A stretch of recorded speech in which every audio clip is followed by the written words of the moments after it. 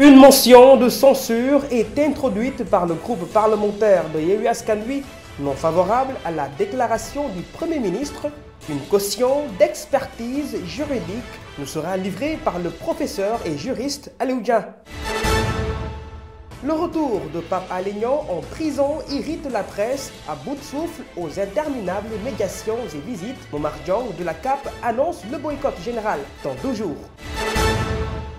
Le chef de l'État, Macky Sall, président de l'Union africaine, au sommet Afrique-États-Unis, il a porté la voix des pays africains pour l'harmonisation des facteurs endogènes liés à l'exploitation des ressources propres au continent. C'était tout pour les titres de cette édition. Tout de suite, le développement.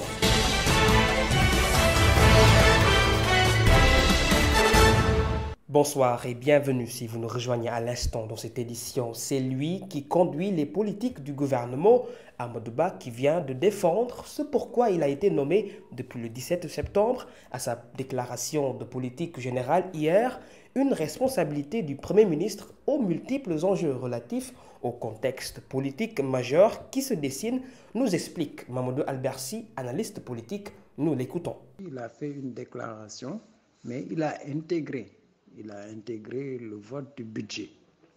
Ce qui fait que la déclaration de politique générale a intégré le budget qui a été voté par l'Assemblée nationale. Et on retrouve une cohérence. On a une déclaration de politique générale, on a un budget. Le Premier ministre également a décliné la démarche, comment il entend mettre en œuvre la politique définie par le président de la République. Pour ce qui concerne maintenant la prise de responsabilité, je pense qu'il a montré pendant son passage devant l'Assemblée que c'est lui le chef du gouvernement, qu'il entend coordonner les actions du gouvernement. Pour ce qui concerne les critiques, je crois que il sera toujours critiqué par certains qui vont croire que le Premier ministre, en général, il lorgne le fauteuil du président.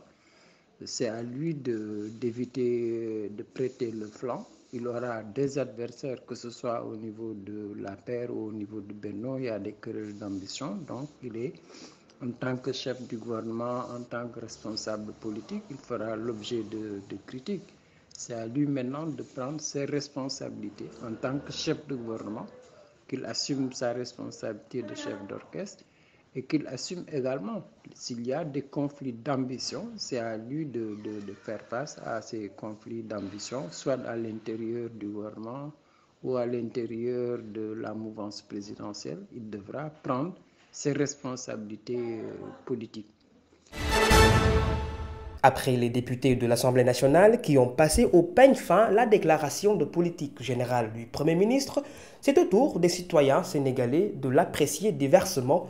Regardons ce mobile signé Aliou Badara Ndiaye et Basile Mané. Déclaration politique générale. Moi, je trouve qu'à 1 an des élections, ça ne pouvait ne pas être quoi. Parce qu'on ne peut pas nous dire ce qu'ils vont réaliser d'ici 1 an avec cette politique-là. Les gens sont fatigués. Une politique générale pour l'asseoir, 1 an c'est court, puisque ça c'est une politique dans laquelle sont définies les grandes orientations économiques et sociales. Il faut dépassionner le débat. Il faut humaniser le débat à l'Assemblée nationale. Le visage que l'on voit actuellement au niveau de l'Assemblée, vraiment, doy noir quoi. Amadou Ba, Premier ministre par défaut.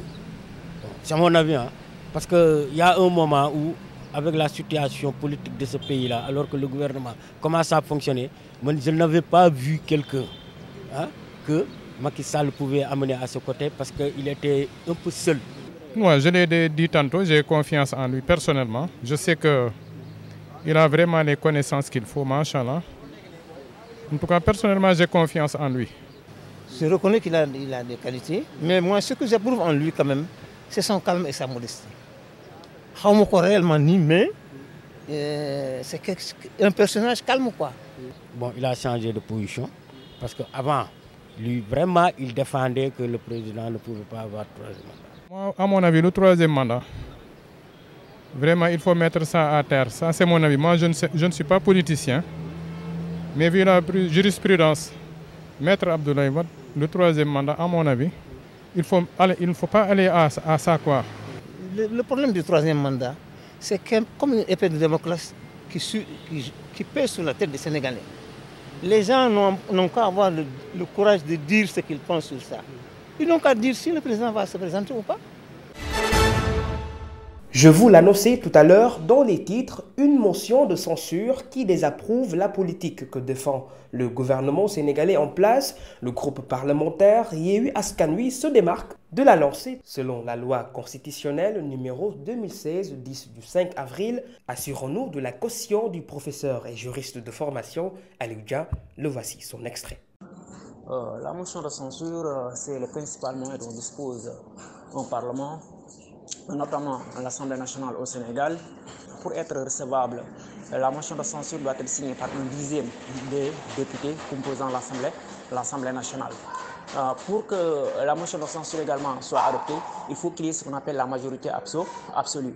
Et là, il faut voir tout simplement la loi constitutionnelle numéro 2016 10 du 5 avril 2016 portant révision de la Constitution du Sénégal. Parce qu'avec la révision constitutionnelle 2016, il y a ce qu'on appelle une nouvelle rédaction de l'article 86. Les circonstances dans lesquelles la motion de censure peut être déposée sont les suivantes. C'est lorsque l'Assemblée nationale est en désaccord avec la politique du gouvernement.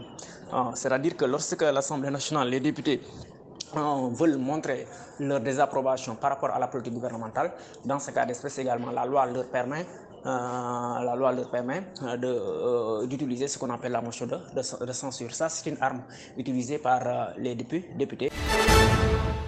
Et puis une autre actualité de ce mardi avec le Front des journalistes pour la libération de Pape Alé Niang qui a franchi le palais hier. Leur action spontanée semble n'attirer aucunement l'attention avec le retour en prison de leurs confrères. C'est une dissuasion contre la presse selon la CAP.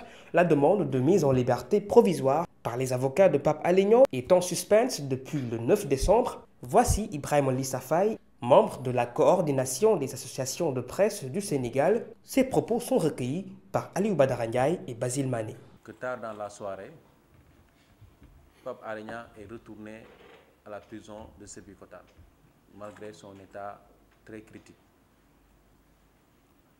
Il avait été extrait de la prison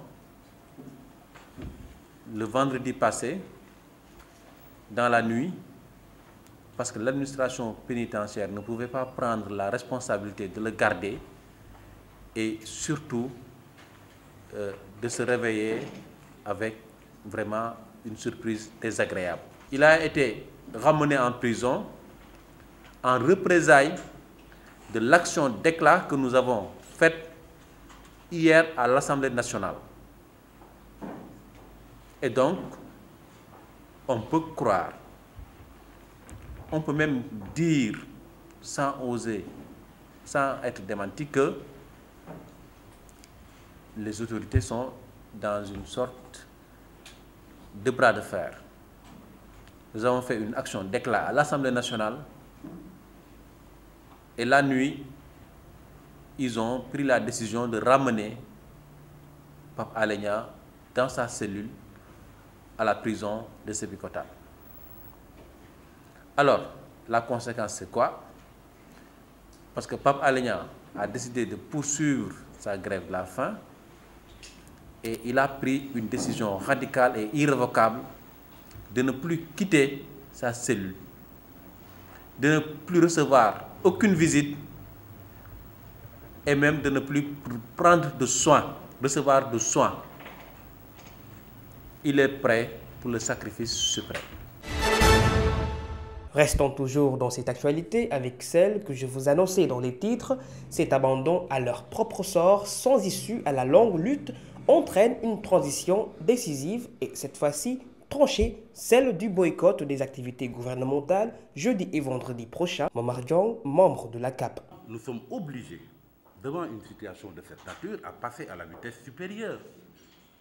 Parce qu'il ne s'agit plus de se battre pour faire libérer Pape Alé Niang, qui encore une fois a été injustement arrêté. Il s'agit aujourd'hui de voler au secours d'un confrère dont la vie est en danger. Et vous comprendrez donc que notre combat ne peut aller que crescendo. Et c'est dans ce cadre que nous allons poursuivre et intensifier les visites auprès des ambassades accréditées à Dakar et également auprès des guides religieux. Après avoir rencontré hier l'archevêque de Dakar, nous allons nous rendre incessamment auprès du khalife général des Mourides, du khalife général des Tidjanes, du khalife de Diof, du khalife de Niassane, pour les sensibiliser par rapport à la situation de Pape Alé Niang aujourd'hui, qui est d'une extrême gravité. Ça, c'est une action qu'on va mener. Eh bien, à compter de jeudi, il ne sera plus question de traiter aucune activité gouvernementale. Jeudi et vendredi, nous allons donc procéder à ce boycott. Voilà les deux actions majeures qu'on va mener. Et si l'autorité politico-judiciaire reste sourde à nos appels, bien évidemment, nous allons intensifier la lutte et aller vers une journée sans presse. Mais on n'en est pas encore là et on espère qu'à l'issue de la tournée que nous allons poursuivre et intensifier auprès des ambassades et des autorités religieuses, il se pourrait qu'il y ait une issue heureuse. Et pour finir, parlons de cette actualité à la une de cette édition.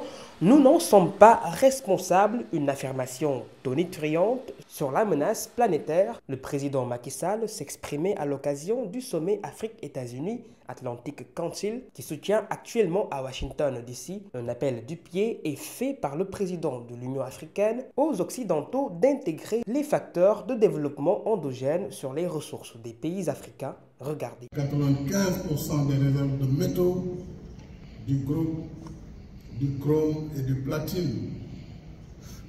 Et l'Afrique, c'est également 85% des réserves de phosphate. Plus de 50% des réserves de cobalt. Un tiers des réserves de bauxite et je laisse plusieurs autres minéralisations. La liste serait très longue. Mais l'Afrique, c'est également 12% des réserves du pétrole mondial. Et une nouvelle vocation gazière de classe mondiale. Alors c'est pourquoi vous comprendrez notre révolte lorsque les pays développés à Glasgow ont décidé, sans concertation, qu'il fallait mettre un terme définitif à toute énergie fossile. Alors que la moitié de la population africaine n'a pas encore accès à l'électricité et que nos pays ont des ressources abondantes en gaz, en pétrole. Naturellement, j'ai dit, ça c'était le coût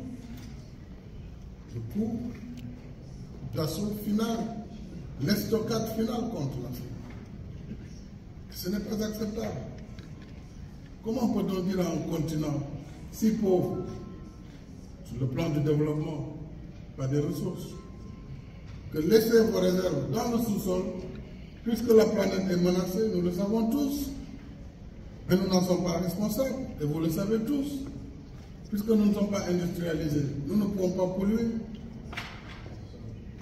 Donc ceux qui ont pollué depuis un siècle et demi continuent à utiliser le charbon, y compris dans ce pays où nous sommes aujourd'hui, continuent à utiliser le pétrole et le gaz, mais qu'on nous dise, vous, on ne va plus financer à l'étranger les énergies fossiles. C'est la fin de cette édition. Tout un plaisir que vous ayez suivi. Je vous souhaite de passer une excellente soirée.